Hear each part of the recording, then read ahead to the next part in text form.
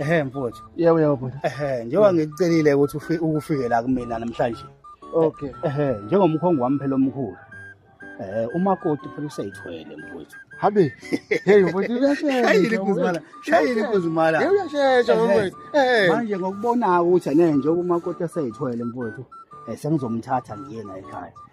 Bese ngithenga naye intondolo yokuthi ngithathele yona ngemoto yami uyise kubo mfowethu. Ekhaya makho. Yona le mbuzi. Yona le. Uyithathe mfowethu uyise kubo ngoba kufanele kugeze umuzi. Akuzathi noma ekhaya kube kuhlanzekiwe kubo. Ayo. Oh. Iyakuboka ba imbuzi manje? Hawu. Mngam. Angisho ngibona umkhongo wami omkhulu. Yebo baba. Bengimcela ukuthi akafike la kumina. Imbuzi le iye ekhaya kini. Hawu, njengaphela nje oba sekukhona ingusho ekhaya nje, sekukhona ingusho ekhaya. Hawu baba.